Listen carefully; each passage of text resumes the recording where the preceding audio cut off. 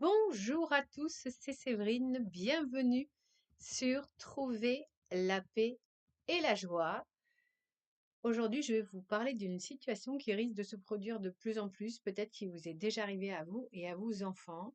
En fait, c'est mon fils de 11 ans qui a été confronté à une situation LGBT. Je m'explique. Évidemment, je tiens à préciser que je fais ce podcast avec amour et vérité qui sont les deux orientations du chrétien.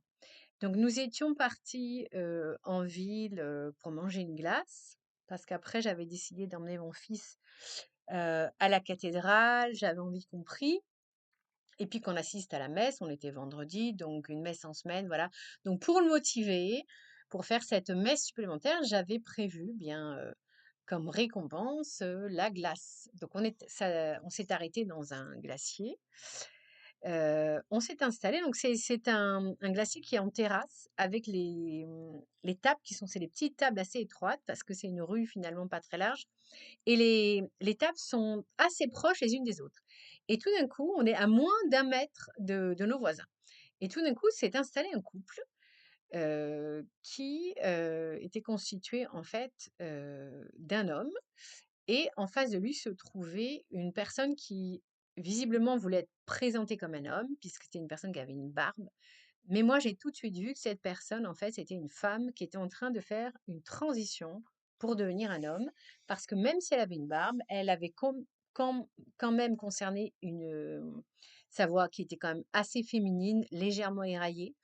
Et puis, malgré sa barbe, on voyait quand même qu'elle avait des traits fins d'une femme.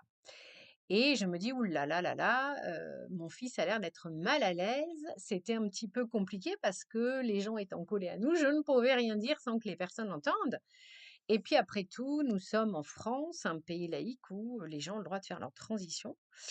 Voilà, c'était un petit peu compliqué. Et là, je me suis dit: «Mais écoute Séverine, tu vas avoir recours à une arme que, Dieu nous a donnée, une arme spirituelle, la prière».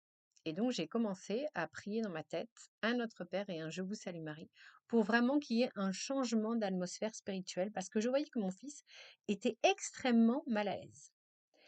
Et puis, j'ai vu que du coup ça lui avait fait du bien, donc on a mangé notre glace, voilà, comme si de rien n'était. Et puis, après nous nous sommes, éloignés, nous sommes partis, puis j'ai voulu revenir donc sur, l'incident.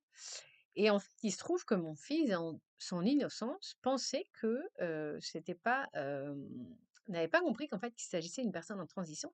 Il pensait que c'était véritablement un homme et ce qui le gênait, c'est que donc pour lui, c'était 2 hommes qui étaient en train de se toucher, le bras, les mains de manière assez, intime, amoureuse. Et donc lui, il avait l'impression que c'était 2 hommes en fait, un couple d'hommes ensemble, d'homosexuels, et il était, vraiment très, très choqué, très gêné.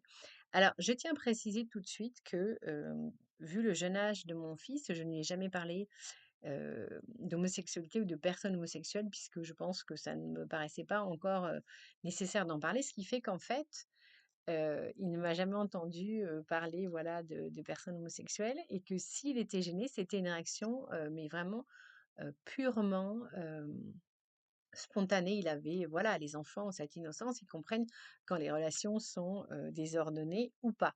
Là, en l'occurrence, je lui ai dit: «Mais non, mon petit chéri, en fait, ce n'était pas 2 hommes, c'était un homme et une femme». Alors il était très étonné.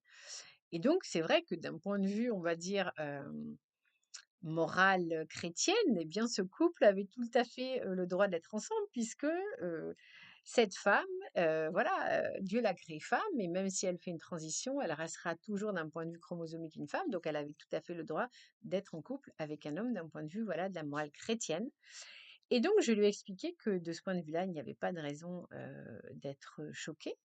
Mais je lui ai dit, voilà, c'est une dame en fait qui a une souffrance intérieure et qui est forte, et elle, elle pense que cette souffrance intérieure va être résolue si elle change de sexe. Donc il était quand même assez scotché parce que voilà. Et je lui ai dit: «Mais tu sais, voilà, c'est tout à fait, légal et autorisé en France». Évidemment pour nous, chrétiens, ça pose problème parce qu'évidemment, d'un point de vue, la morale chrétienne, il est interdit de changer de sexe puisqu'on considère que Dieu nous a créés du bon sexe, que Dieu ne se trompe jamais.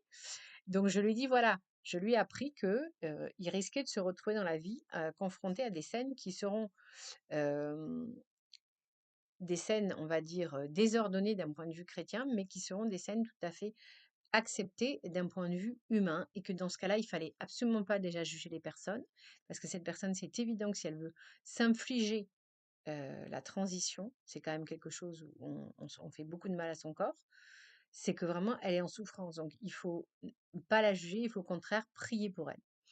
Donc voilà comment ça s'est passé, voilà comment on a transformé l'atmosphère spirituelle. Donc vous aussi, si vous vous trouvez comme ça dans des situations compliquées, eh bien ayez toujours recours à l'arme de la prière, mais pour éduquer nos enfants, il faut aussi dire la vérité. Donc on est toujours dans la vérité et dans l'amour.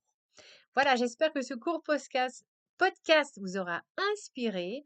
N'hésitez pas à me mettre dans les commentaires si vous êtes déjà arrivé à ce genre de situation avec vos enfants et comment vous avez réagi.